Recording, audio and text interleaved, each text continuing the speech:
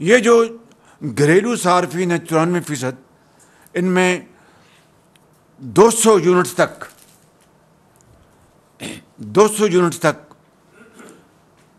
ہم ان کو رعایت دے رہے ہیں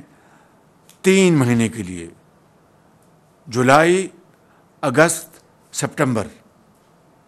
اور پھر اکتوبر میں موسم بہتر ہو جاتا ہے تو یقیناً یہ بجلی کی جو استعمال ہے وہ بھی کم ہوتا ہے۔ اور اس 3 مہینے کی جو ہم اپنے عام شہری،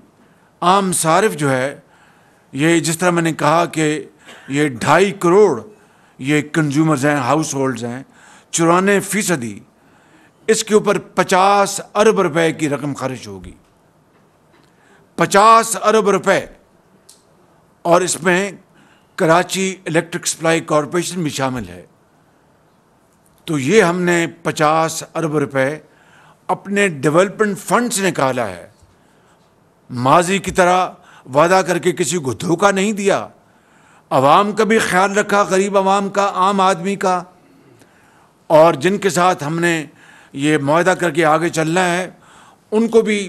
پوری طرح آن بورڈ رکھا، ان کے ساتھ کوئی وعدہ خلافی نہیں کہی، ان کو بتایا کہ ہم یہ کرنے جا رہے ہیں، اور فنڈز کا بھی بجٹ سے نکال کے اس کا انتظام کیا ہے۔ یہ نہیں کہ سیاست چمکانے کے لیے ریاست کو برباد کرنے کا جو وہ نسخہ تھا 2021 اور 22 کا، کہ جناب تیل دنیا میں آسمان سے باتیں کر رہا ہے اور قیمتیں کم کر دیں، اور خزانے میں اس کا نہ کوئی بجٹ، نہ کوئی دھیلا رکھا گیا، اور اس طرح ریاست کو تباہ کیا گیا۔ اور اللہ کے فضل سے آ کے ہمیں اللہ تعالیٰ نے توفیق دی کہ ریاست کو ہم نے ڈیفالٹ ہونے سے بچایا، اور سیاست کو ہم نے تباہ کیا، ہمیں اس سے کوئی اس کا دکھ نہیں ہے۔ تو آج ہم نے یہ 50 ارب روپے ہم نے مختص کیے ہیں، اور 94% جو ہاؤس ہولڈز ہیں یا گھریلو صارفین ہیں ان کو اس کا فائدہ پہنچے گا 4 روپے سے لے کے 7 روپے فی یونٹ،